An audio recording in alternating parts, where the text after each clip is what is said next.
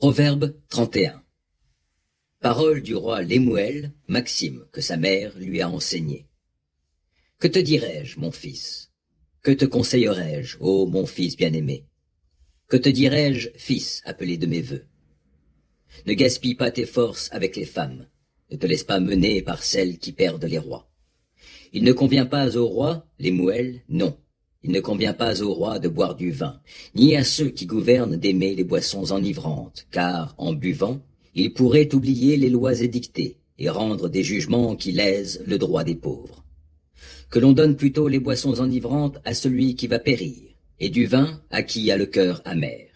Qu'il boive et qu'il oublie sa misère, qu'il ne se souvienne plus de son tourment.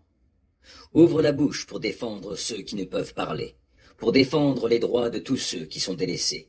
Oui, parle pour prononcer de justes verdicts. Défends les droits des pauvres et des défavorisés. Qui se trouvera une femme de valeur? Elle a bien plus de prix que des coraux. Son mari a confiance en elle. Il ne manquera pas de bien dans sa maison. Tous les jours de sa vie, elle lui fait du bien et non du mal. Elle cherche avec soin du lin et de la laine et les travaille de ses mains avec plaisir. Comme un vaisseau marchand, elle apporte de loin en son logis des vivres. Elle se lève quand il fait nuit encore, pourvoit en nourriture sa maisonnée. Elle donne ses instructions à ses servantes. Elle pense à un champ, alors elle l'achète. Du fruit de son travail, elle plante une vigne. Avec plein d'énergie, elle se met à l'œuvre de ses bras affermis. Elle constate que ses affaires marchent bien. Jusque tard dans la nuit, sa lampe est allumée. Ses mains filent la laine et ses doigts tissent des vêtements. Elle ouvre largement la main à l'indigent et tend les bras aux pauvres. Pour elle et tous les siens, peu importe la neige, car toute sa famille est revêtue de doubles vêtements. Elle se fait des couvertures, elle a des vêtements de fin lin et de pourpre.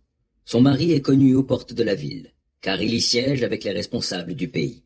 Elle confectionne elle-même des habits et les vend, ainsi que des ceintures qu'elle cède aux marchands.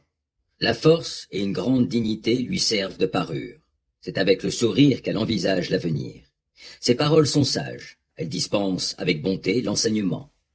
Elle veille à la bonne marche de sa maison et ne se nourrit pas du pain de la paresse. Ses fils se lèvent, la disent bien heureuse, et son mari aussi fait son éloge. Il y a bien des filles qui montrent leur valeur, mais toi, tu les surpasses toutes. Or, le charme est trompeur et la beauté fugace. La femme qui craint l'Éternel est digne de louange. Donnez-lui donc le fruit de son travail. Qu'on dise ses louanges aux portes de la ville pour tout ce qu'elle fait.